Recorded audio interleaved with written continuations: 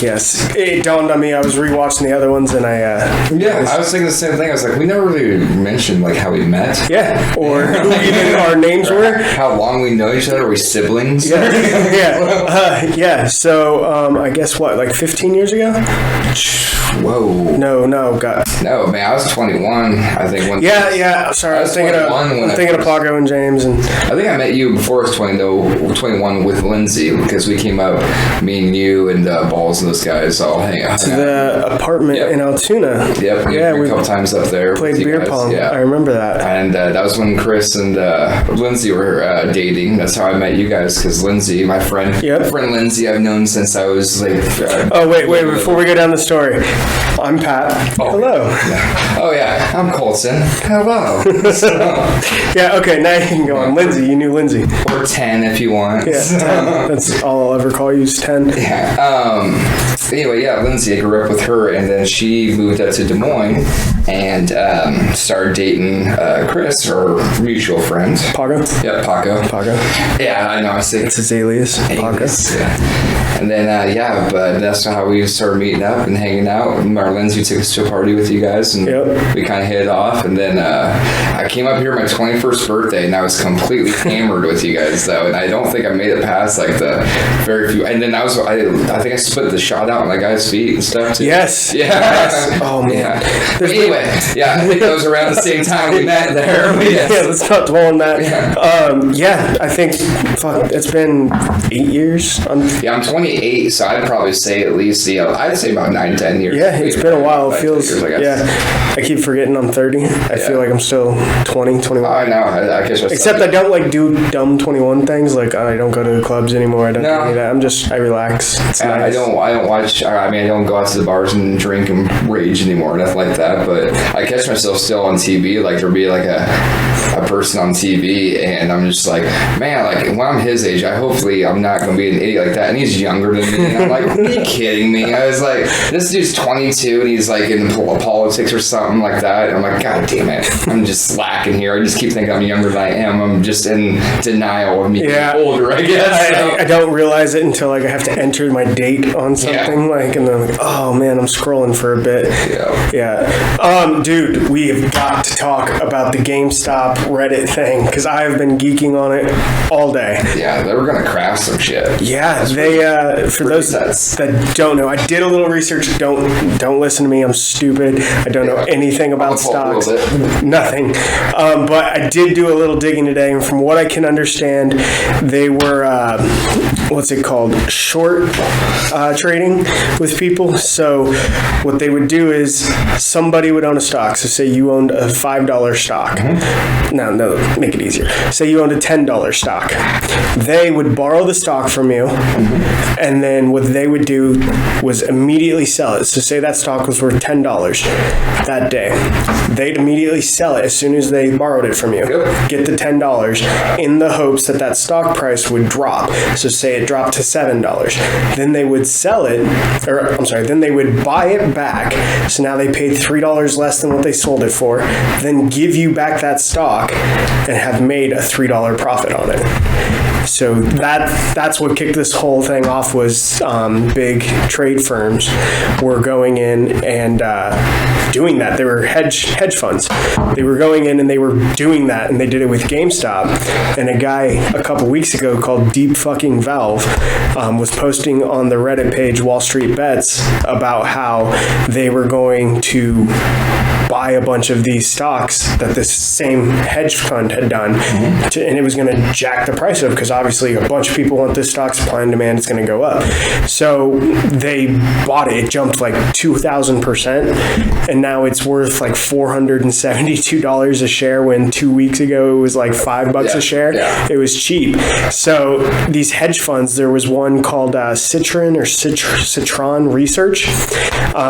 They went bankrupt because one of their things with their clients was as soon as the stock that you let them borrow drops, they immediately sell it, which to them that's fine because they make the money. Say I invested $1,000 of stock to you, and I see it drop to $800. I'm obviously going to want to sell quick because I don't want to lose any more money. Right. So they sell it, but they already sold it at the $1,000 mark. So they got $1,000. So then you want them to sell. So they buy an $800 share and they give you $800. They make $200 off it. So instead, when the price increased, they have to go off of that now. So now say it got up to $1,500 instead of $1,000. Well, as soon as it drops from $1,500 to $1,300, they have to give you the $1,300. So they have lost $300. It progressively goes up as it goes up. So they would have lost $300 in that example. Well, this company had so much stock in GameStop that when it did that price jump, they had to file bankruptcy. There's no way to pay that. Yeah, they're filing bankruptcy. It's called Citron Research, I believe. Yeah. Don't quote me on that. I'm not 100%. Do your own research. But I think that was the name. It is crazy. Yeah, these guys are freaking out. Yeah, there was that video I showed you of that on the stock floor. It's this stockbroker snapping, freaking out, throwing a chair on the ground, freaking out about how these idiots on Reddit. You pussies. You guys. Oh my god. Oh, it was great. But if that was my job, I'd just see my job just flying out the window. I'd probably be a little mad. Yeah, in his situation, I'd have the exact same reaction. But at the same time, I'd be like, how many people have you fucked over these years? So it's like, you know what, you kind of get what you get. But yeah, so I've been reading into that all day, and there was calls to Robinhood was the main app that they did it because it was a free investment app, and it was rated yesterday. You could have found that app rated like over 4 stars on the App Store. Well, today they blocked normal people from being able to buy that stock. You could only sell it. They didn't block hedge funds from being able to buy that stock so that they could go and buy each other's hedge fund stocks to drop the price because everybody's trading this to make it look like the price is dropping when it's actually not. It's going to be the same price. But Robinhood didn't ban them from being able to buy it, just banned everybody else.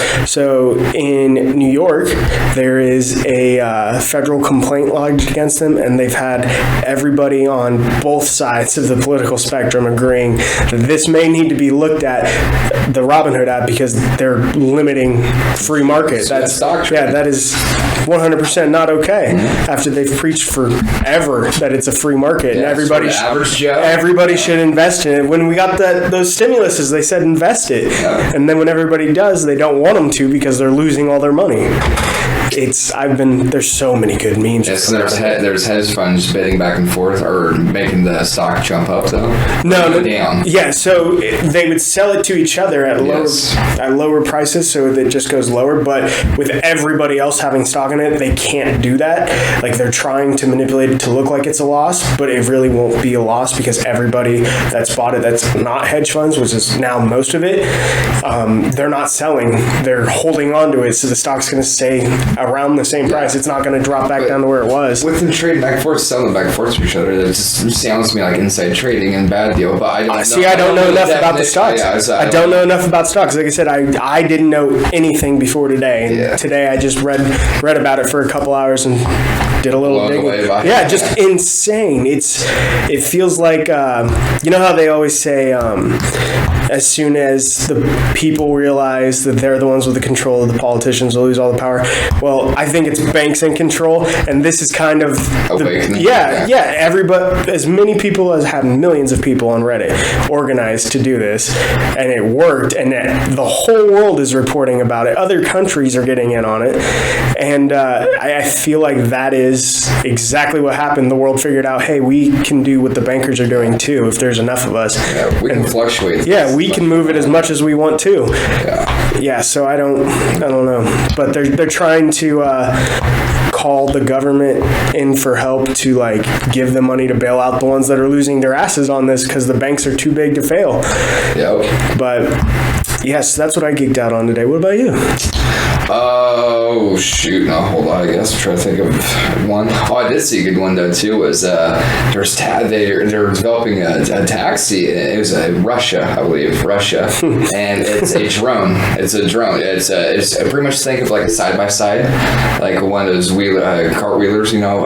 Anyway, it's like that, but it's got, instead of the 4 wheels, it's got 4 big blades on it. I looked at that, but anyway, they were looking at drone taxi services for it. Like automated drivers? No, there would be your driver. He'd fly over to you, set down, and pick you up. Oh, like a quadcopter.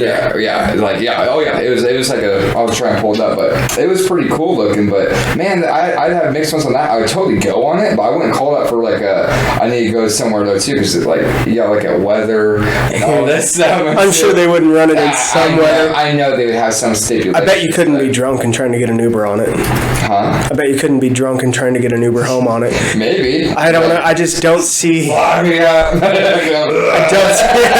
don't see that going. Just all over cars and shit below. I was more thinking of like them falling down to their death. No, puking. You said you had a bunch of stuff that you've been looking at over the week that you wanted to talk about. Well, I mean, that was one. I mean, I didn't say there was a whole bunch of stuff. I didn't say that. What was the one? There's Jim and Eats Crickets. Have you heard of them?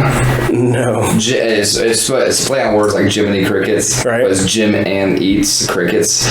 So what they do is they pretty much, it's crickets you eat, edible ones. I mean, all of them are edible, obviously, whatever. Yeah. But they make energy bars, snack foods, all this stuff. And it was on the news saying that they've seen a really big spike in it this year. A lot of people are turning towards cricket proteins and stuff like this to eat, and it's supposed to be really healthy for you, but I don't know if I can get past it, like a leg of my teeth or something like that. I bet it's ground up kind of like. No, I can show a picture. It was just like it looked like a mashed bar, but you can still tell there was crickets. Like, ew. Yeah, it was weird. But I thought it was gonna be like Snowpiercer style. Yeah, where it ground up into a bar, jello or something like that. No, it was like full on just crickets like mashed into like a bar and stuff. It was weird. Nasty. Yeah, but it was like all flavored different stuff. I saw a banana one. I don't know why I'd ever think of banana and crickets, but there's they had a whole bunch of other ones. I'm just drawing a blank. Banana and cricket. That is a combination I never would have thought would be.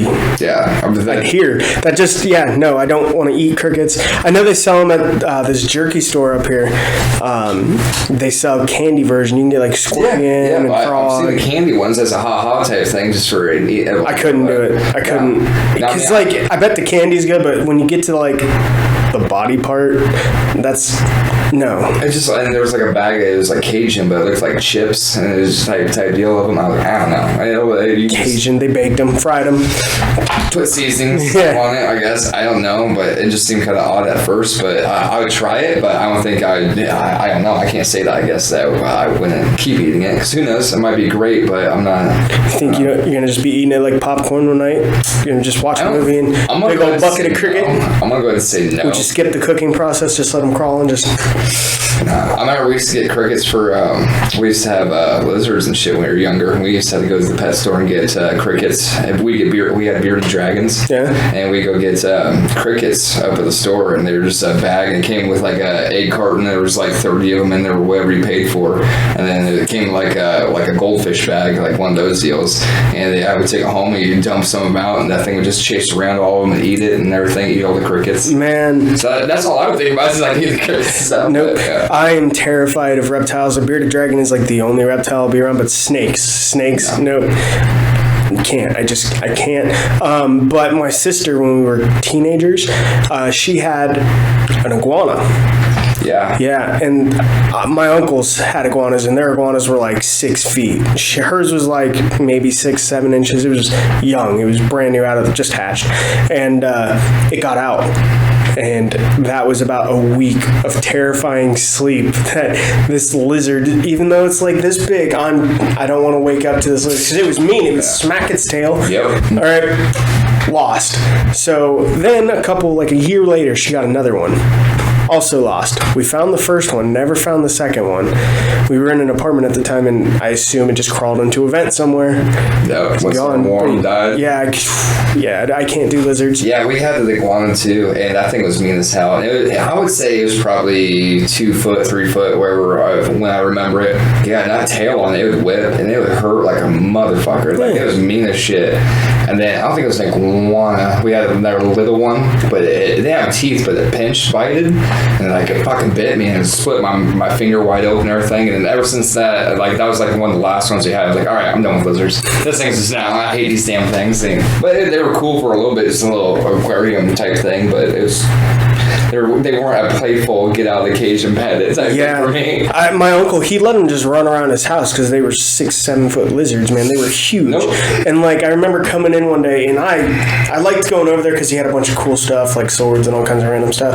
But then he had these fucking lizards, so like I want to go see the cool stuff, but I'm terrified of these giant fucking dragons. I don't want to play with them, and they're just running around the house somewhere. But they'd always like just be relaxing.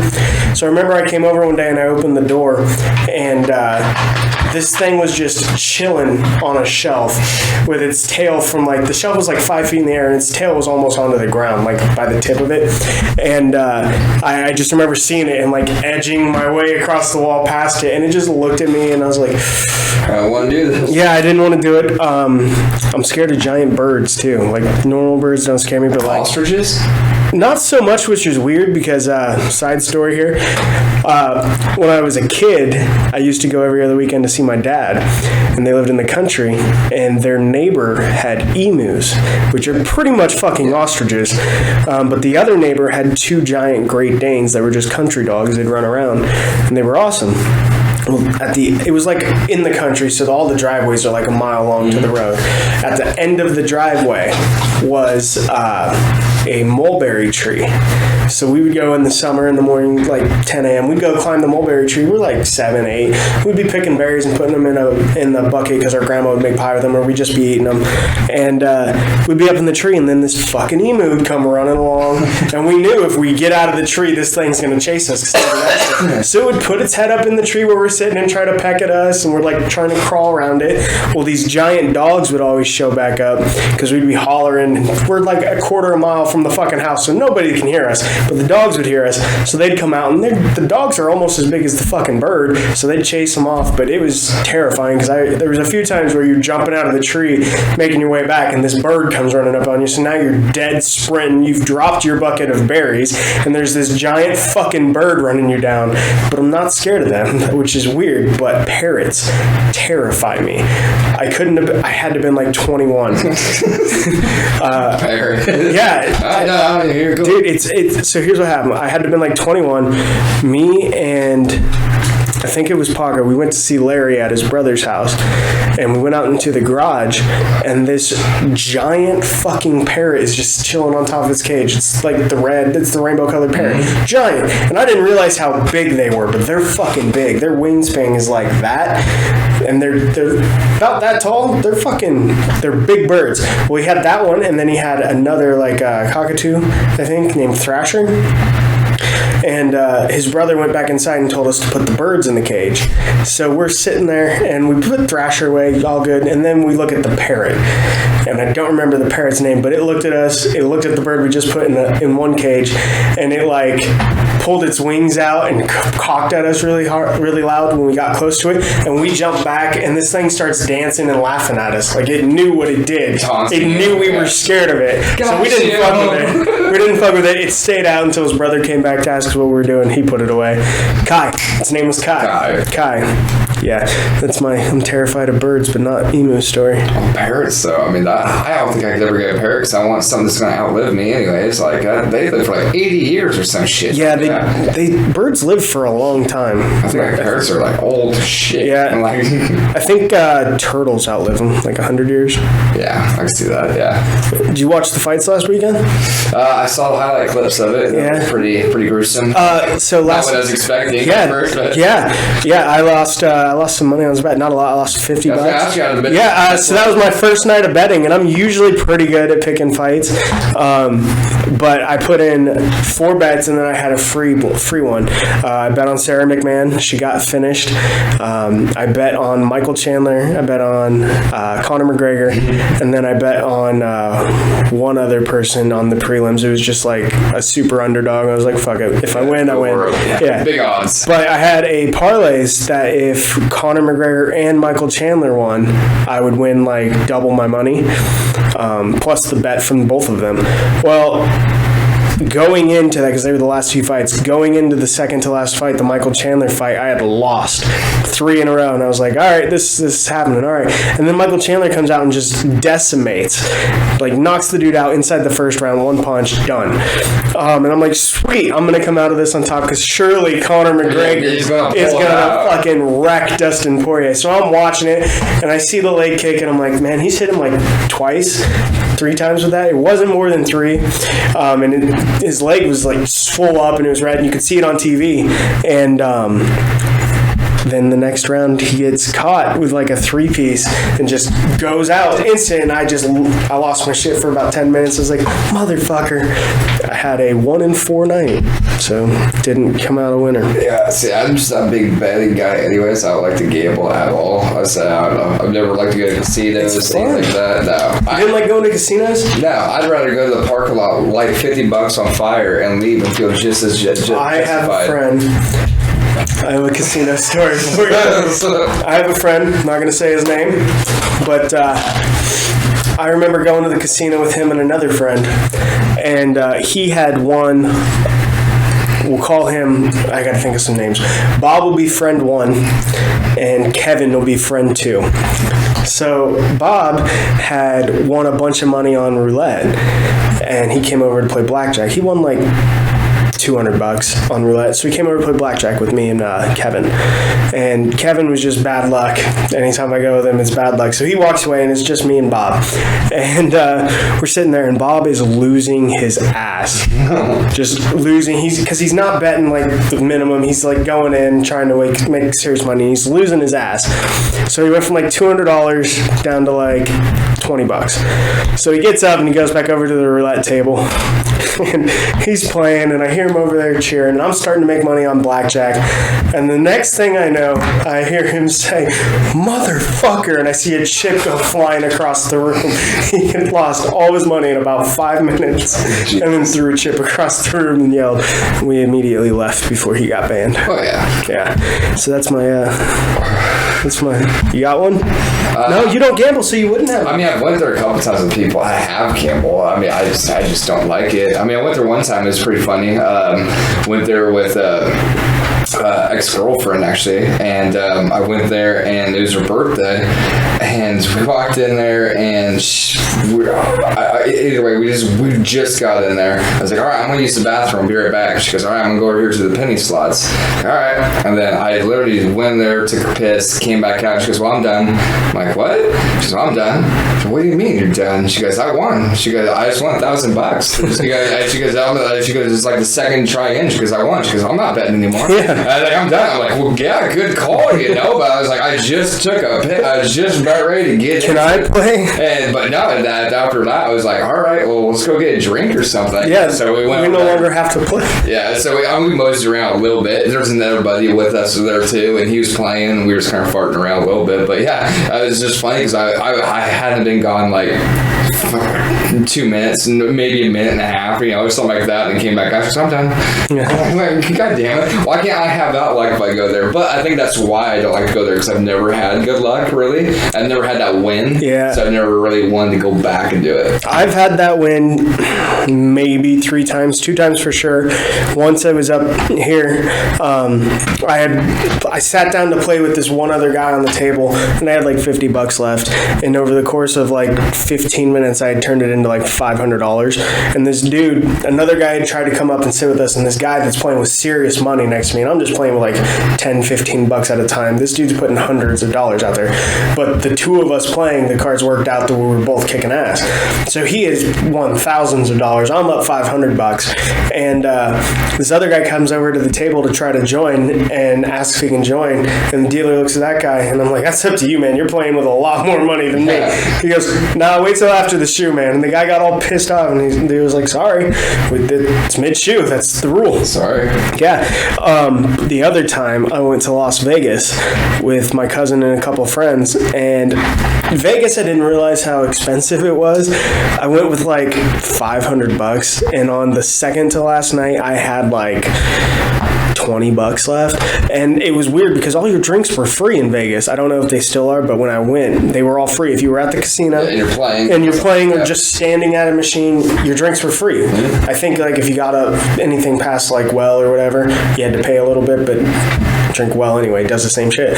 And I was 21. So we're playing and I'm getting hammered, so I don't know what I spent my money on there. But I remember just having $20 and I went down to the casino like 2 hours before we were going out. And I had won like $300. So I was like, okay, cool. I'm done. I'm going to go. Now I can enjoy the rest of my trip. So it worked out pretty well. But any other time I've gone dozens of times to the casino. I don't win. So I haven't gone in a few years because I just don't want to get my ass beat anymore. It feels like I should just drive by and throw the money out the window as I'm going. If it blows back in, I consider it a win. Just mail the checks, save yourself the shit going. Don't even have to go now. I remember, we went to, my mom and me, we were driving to see some family up north, and we stopped at a casino just to stop for a little bit, though, too. Got off the road, and we just went in there, and anyway, they had free drinks stuff, too, as long as you're just sitting there, and like I was sitting there just playing like penny deals or whatever, but yeah, they just walk around and give you free drinks and everything, too, but as long as you're playing.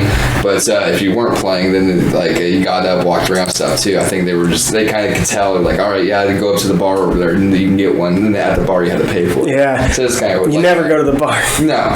But then, and then I also, the other thing I noticed too, and I heard about afterwards, like there's no windows, no clocks. Yeah, none. Yeah, so you don't know what time it is. Yeah, it's lit up. Money. It's lit up perfect all day. It's like they don't dim the lights. They have giant openings, but the second you walk through that opening, it's like completely covered in artificial lights and machines, and just it was really weird. But what was I gonna say? Oh, I lost my train of thought. The lights blinking. Yeah, I got nothing. I lost it. I don't know if Prairie Meadows does it, but I know like some in Vegas and stuff, they pump oxygen into it so too fresh air. I remember what I was going to say. What's that? There is a place in Vegas. It's a mall, and inside of it, I thought it was the coolest thing because I'm from Iowa and I don't get to see cool shit like this. Dumb yokel. Yeah.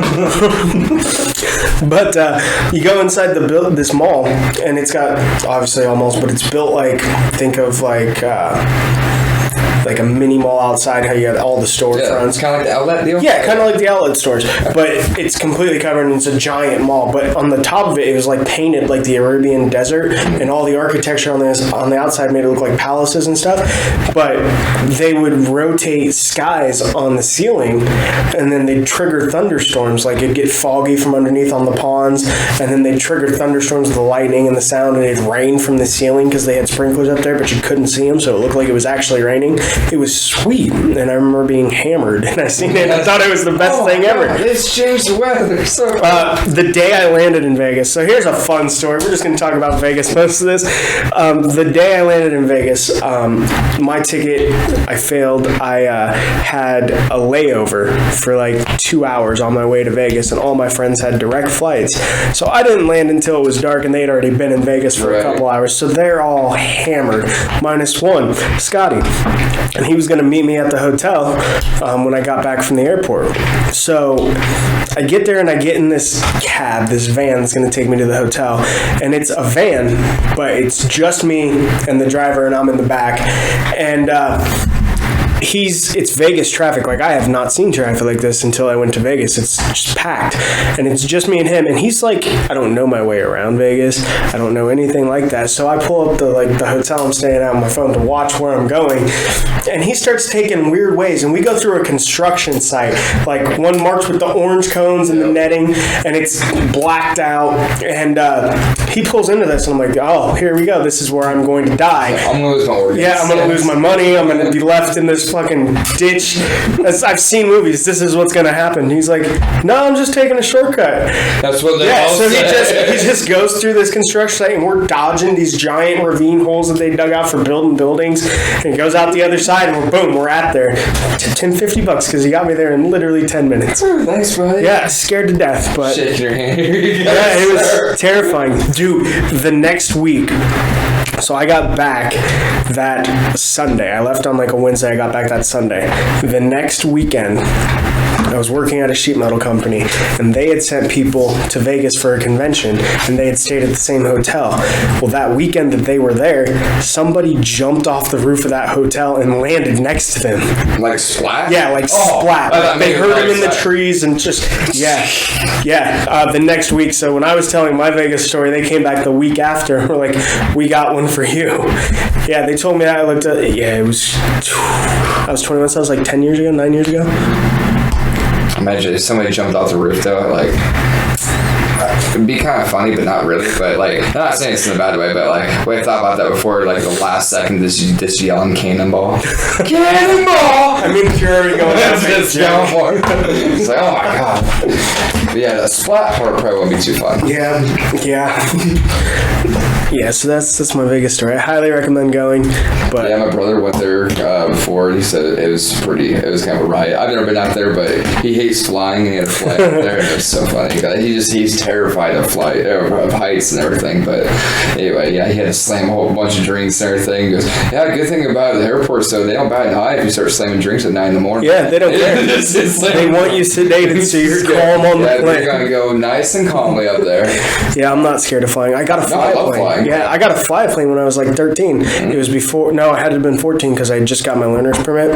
And Ankeny, that private airport. Is that one, I think? Or, I don't know what it's called. I just know it's the Ankeny airport. There's little puddle jumpers. They were doing a thing where teenagers could come and fly the planes with the pilot. And they weren't the big jets. They were just like just little personal propeller planes. So my mom took me out there, me, her, and the pilot. We went up there, and she wouldn't let me drive her car out there because I just got my learner's permit, and she didn't want me driving. It wasn't safe. So I get up there, and the dude's like, all right, go ahead, because I'm in the co-pilot seat, he's in the pilot seat, and he gets us up there, and we're cruising altitude, and he's like, all right, go ahead. And he tells me how to work the controls, so my mom's freaking out in the background, in the back seat, and I'm just flying this plane and doing circles, and he's like, you can go down, you can go up, just don't do it quick, and he's like got his hands on his one. Just in case. Yeah, just in case. But it was awesome, and she wouldn't let me drive back, though. Oh, I was so pissed. Yeah. I just flew. Yeah, that was my argument. Still wouldn't let me drive back. I have that grudge against you. I remember. Grudges are deep. Yeah, grudges are deep. Yeah, I don't remember the original question that we started from that. But you did have a couple other things that we wanted to talk about. I said though there was the judge that got sick in the Trump impeachment trial. The judge. Yes, he was the judge. Senator Pat Leahy, Chief Justice. Wow, I'm reading his butchering this all up. Anyway, he was the judge that was supposed to be assigned to the Trump trial. Yeah. Anyway, he got sick like the day that he got assigned to do this, and it was just like a weird coincidence. That he was like he got appointed to this, and he's a strong Democrat left guy. Mm-hmm. So it was kind of a weird like, why is he sick? He got sick the night he got sworn in as judge. Is he? Is he still in the hospital? Is he back? Says that he is returned, so he is back. He just came back from the deal. And you said it was what? What was his name? Pat Leahy.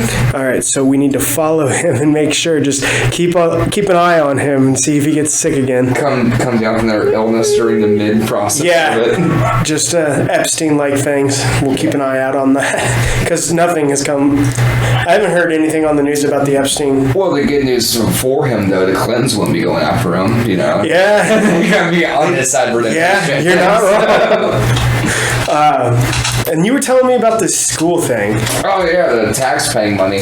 They were wanting to have a bill so every kid can have a pretty much set up a fund for them, and our tax-paying money would set it up so we could pay for them to go to private schools when all the other kids and all the families have been paying these thousands of dollars to go to school would just be sitting there still paying this, and the kids. I think they were saying they would award up to 10,000 kids. They're going to approve 10,000 students. That wouldn't be fair. No, because at a private school, let's say, I'm sure it is, but private school, I'm sure you'll get a better curriculum, because you're not. There's a reason why you're paying to go to this school. Like you're going to get a better education because you're going to a private school.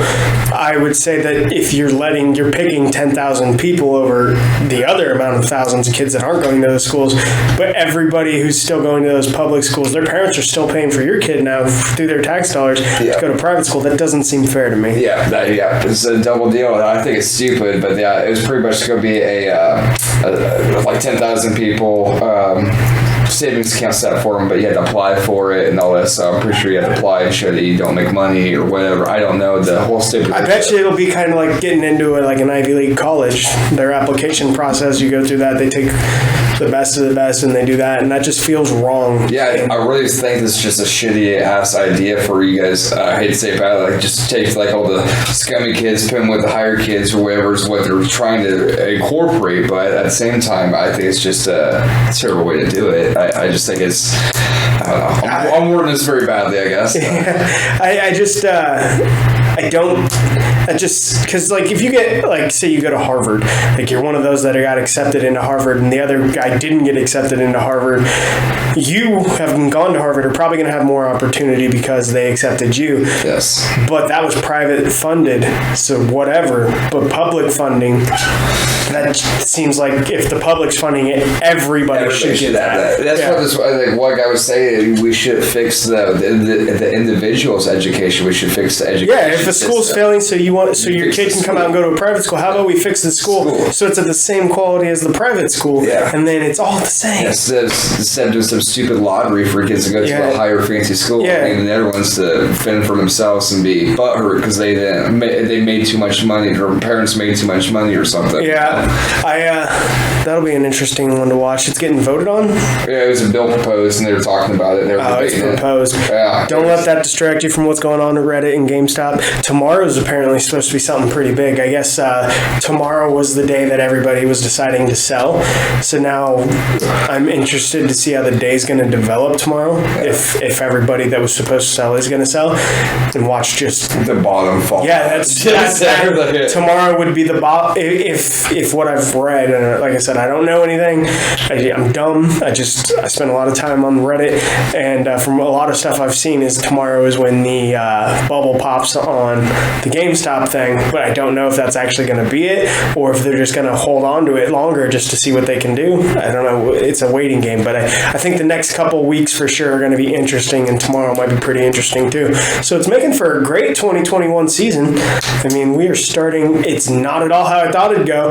Like the unity behind this thing is insane. You got people, AOC, Donald Trump Jr., Ted Cruz, all supporting coming at Robinhood. Both sides of the spectrum, man. And they're going after not just Robinhood, the people that own Robinhood, Citadel Financial. They're going after them because they're the ones that made Robinhood do that. Yep. Yeah, so I'm interested to see where this goes.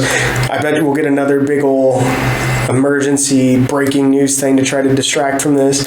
Last time they tried UFOs, and then the Epstein thing, and I'm still upset I haven't heard anything else about the Epstein thing or the UFO thing. But I feel like another big thing, COVID like 3.0 or something, will come to distract us from this. Biden's going to make us go to war. You think that's the next one? Pretty much, and they always kind of say that it was like any president that goes to war is guaranteed for a second term. Trump went to war, didn't he? No, he pulled everybody out. He drone strike somebody. He hit that general. Yeah, that general. I mean, didn't we almost have World War III in last January? They always talked about another one step too, but I don't think so. But no, I remember tensions being really high. I remember that for sure, but I remember tensions being really high in like January, February, and then COVID hit and the whole world had to shut down.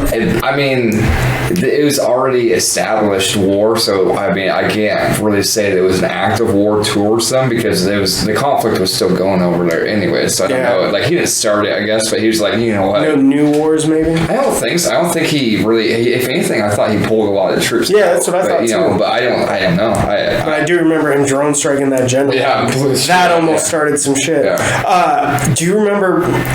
We've been going for a while. I think we're almost done here. But before we go, I wanted to ask you: do you remember that online conspiracy I told you about, Lake City Quiet Pills? Yeah. Yeah. I was thinking about that again.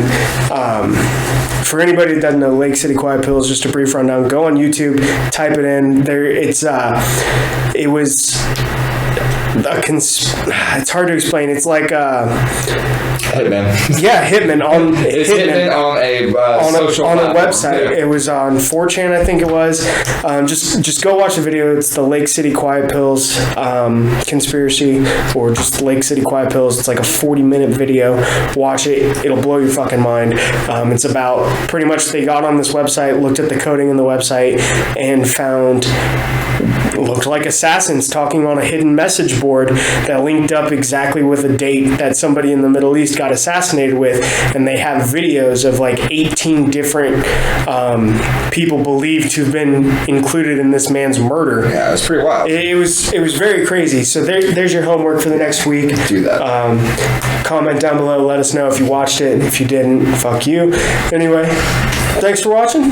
Stay tuned for next time. We'll be back next week.